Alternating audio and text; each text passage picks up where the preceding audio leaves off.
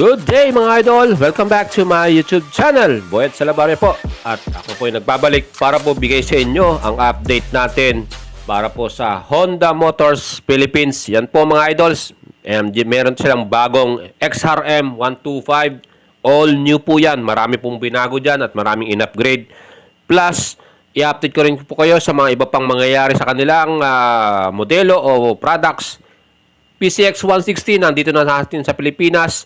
At ang bagong-bagong Honda Dio na mas in-upgrade po nila yung makina from the old one na 50cc. At andito po tayo ngayon at pumasyal sa Honda Guanzon. MCC Honda po yan. Calasiao, Pangasinan mga idols. Located po yan. Malapit lang po sa Robinson's Place, Pangasinan. Mga idols, sa mga nag-iintay po ng update regarding po sa release ng bagong-bagong PCX 160, nandito na po sa atin sa Pilipinas yung kanilang mga stocks. Hinihintay na lang po natin yan na dalhin dito sa mga branches. At pag dumating po yan, i-update ko po kayo at ipapakita ko po sa inyo kung gaano po kaangas, kaganda at kaporma tong bagong-bagong PCX 160. Mga idols, nakikita nyo ngayon yung mga display ng motor nila rito. Actually, kompleto po sila sa mga modelo at meron na rin po sila ditong display ng bagong-bagong XRM 125. Ito po yung color red or tinatawag nilang fighting red mga idols, dahil talagang mapapalaban ka talaga pag itong iyong gamit na motor. Napakastig po ng color combination niya, red and black with beautiful decals na nakalagay sa kanyang body. Talaga naman po, kitang kita rin yung kanyang XRM 125 na decals. Very bold po yung color niya. At yung kanyang forma, talagang marami po talagang na-upgrade from the old one ng XRM 125. Ngayon, mas pinaganda siya, mas magandang tignan at dual sports po. Talagang pwede sa anumang lugar na inyong area, pwede sa mga unpaved area or sa mga paved. Wala kayong magiging problema dyan. Pwede kayo sa mga mabundok or mga trail na lugar. Kasi nga, dahil sa klase ng kanyang design at pagkakagawa. Yung kanyang gulong, talagang dual sport yung kanyang gulong yan. Ito mga idols, meron tayong special na vlog dito, yung kanilang color combination na ceramic gray.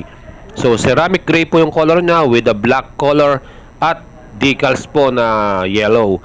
So yan mga idols, kitang-kita nyo, maganda yung pagkaka-combination niya at very bold din po yung decals ng XRM 125 na yan.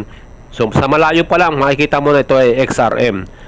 So nga pala mga idols, share ko lang po sa inyo, no? Ako po ay user din ng XRM, Honda XRM 125. At yan po ang kauna-unahang kong motor na binili nung tayo po ay nagtatrabaho pa doon sa Manila. At ang ating pong gamit na yan ay ating pong ginawang service from Manila to Rizal. Mga idols, doon po ako nakatira noon. At talaga namang nag-enjoy po ako at nasulit po ko po ang XRM 125 ko na yan.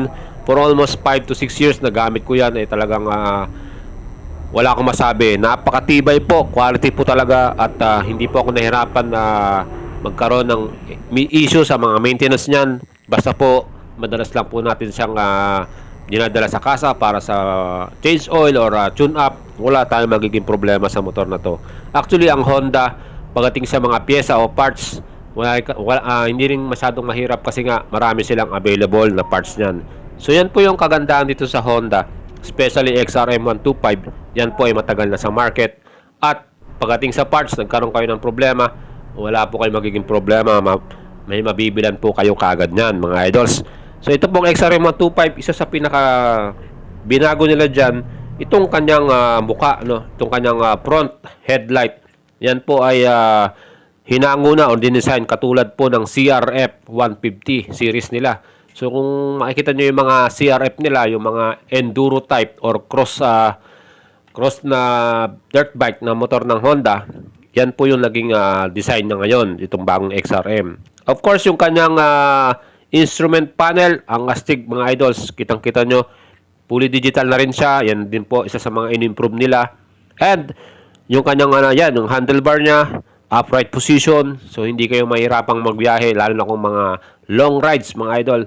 So itong ating bagong XRM 125 na to, meron din siyang 125cc na engine displacement, PGM FI or fuel injected na po siya. Yan po ay Euro 3 compliant na. So yan po mga idols, environmentally talagang maganda na po yung kanyang makina. Euro 3 na po siya. At of course, yung mga added dyan sa kanya, ay marami po silang nilagay na bago. And isa sa mga nakita ko dyan, yung kanyang design, yung body shape po niya, very masculine po. At yung kanyang new stripe or yung mga decals, talaga naman po napakaganda at very techno sports po yung kanilang tawag dyan. Yan po idols yung kanyang bagong-bagong instrument panel po. Yan po ay LCD at kitang-kita na po nyo dyan ang inyong mga speedometer, yung inyong trip meter at inyong meron na rin siyang clock. So mga idols, ang ganda po talaga nitong bagong itong XRM 125. Yan po yung kanyang new Techno Sports decals. Ang ganda, no? Talagang panalo po mga idols. Let's see the specs of this XRM 125 mga idols. Again, meron po siyang 125cc engine displacement. Meron po siyang 4-stroke, single overhead cam, single cylinder. Yan po ay mayroong 4-speed constant mesh na transmission. Of course, yung kanyang fuel capacity 3.9 liter. So okay na po yan para sa city driving or at meron po siyang electric or kick. Dalawa po yung inyong starting system niyan. At of course, yung kanyang weight, yung kanyang bigat ay 102 kilograms mga idols. Ayan po, nakita niyo yung kanyang cowling sa baba. Protection po yan para sa ating makina. At talagang ganda ng ginawa nila dyan. So itong makina niya ay 125cc PGM FI po or fuel injected at Euro 3 compliant na mga idols. So yan po yung kanyang itsura, yung kanyang makina, talagang ang ganda, no? So itong makina niya talagang malakas na yan para sa atin. Kahit mag-angkas kayo dyan, wala kayong maging problema niyan. Ako yung may motor pa, yung ginagamit ko pa yung XRM ko noon, yung 125 ko, wala pong problema sa angkas. Kahit gaano kabigat yan or kahit mayroon kayong binili na mabigat, yung bigas or isang sakong bigas, wala kayong magiging problema mga idols. Yung kanyang muffler design, very sporty with stainless na cover. At of course, tingnan naman po natin yung kanyang chassis. Siyempre yan po ay underbone. At of course, yung kanyang front brake ay equipped ng hydraulic disc brake. Yung kanamang rear brake, yan po ay drum brake mga idols. Suspension, yung harapan niya ay telescopic. Sa likuran naman po ay swing arm. So yan po mga idols. And tingnan natin yung kanyang seat mga idols. Yan po kanyang seat ay malaki na rin po ang inyong magiging luggage compartment dyan. Ayan, nakita nyo, medyo malaki na. Marami na rin tayo malalagay dyan sa ating luggage compartment. Nandyan din po yung inyong battery, maintenance free. And of course yung kanyang fuel capacity mga idol ay 3.9 liters. So enough na rin po yan para sa isang ride natin. And of course alam naman po natin na ang XRM 125 ay very fuel efficient. So yan po mga idols. At ating pantitingnan yung kanyang maximum power 7.12 kW kilowatt at 7,500 RPM. Kanya namang torque, maximum torque mga idols 9.55 Newton meters at 6,500 RPM. Ang lakas po ng torque niya mga idols kasi nga kung aakit kayo ng mga bundok ay talagang kailangan medyo malakas talaga. So wala kayong magiging problema even though kahit meron kayong angkas or meron kayong daladalang mabigat na bagay. So yan po mga idols ang ating bagong-bagong XRM 125 from Honda Motors Philippines. Astig, mas pinastig po at mas pinaporma pa ang inyong bagong-bagong Honda XRM.